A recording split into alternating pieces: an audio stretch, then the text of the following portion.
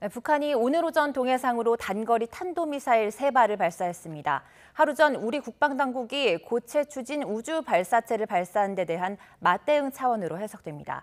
취재기자 연결해 자세한 내용 알아보겠습니다. 신현준 기자. 네, 신현준입니다. 네, 북한이 보통 연말에는 도발을 자제해왔는데 올해는 마지막 날까지 탄도미사일을 쐈네요.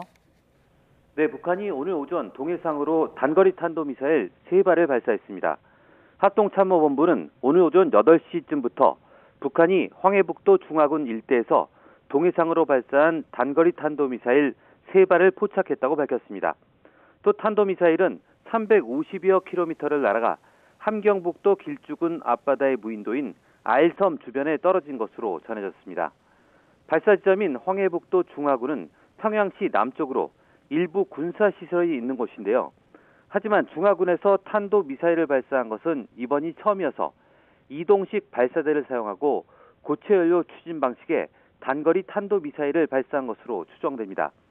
따라서 북한의 이번 도발은 어제 우리 국방당국이 충남 태안에서 고체 추진 우주 발사체 시험 비행의 성공에 대한 맞대응으로 분석됩니다. 북한의 탄도미사일 발사는 지난 23일 평양 순안 일대에서 고체 추진 단거리 탄도미사일 2발을 쏜 지 8회 만입니다. 우리 군은 북한의 탄도미사일 발사가 한반도는 물론 국제사회의 평화와 안정을 해치는 중대한 도발 행위이고 유엔 안보리 결의에 대한 명백한 위반으로 이를 강력히 규탄하며 즉각 중단할 것을 촉구했습니다. 이어 북한의 추가 도발에 대비하여 한미 간 긴밀한 공조에 관련 동향을 추적 감시하면서 북한의 어떠한 도발에도 압도적으로 대응할 수 있도록 확고한 대비 태세를 유지하고 있다고 덧붙였습니다. 북한이 한 해를 결산하고 새해 국정 방향을 정하는 연말에 도발한 것은 이례적인데요. 북한은 신년 국정 방향을 논의하는 노동당 전원회의를 지난 26일부터 시작했고 그 결과물을 내일 발표할 것으로 예상됩니다. 하지만 이번 달에만 탄도미사일을 3차례 발사했고 지난 5일과 6일엔 해상 완충구역에 포격 230여 발을 가하기도 했습니다.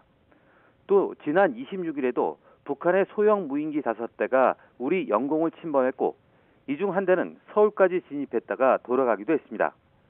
올해 들어 북한은 대륙간 탄도미사일 8발을 포함해 최소 30여 차례에 걸쳐 탄도미사일 70여 발을 발사하면서 도발 수위를 끌어올리고 있습니다. 지금까지 통일외교안보부에서 YTN 신현주입니다.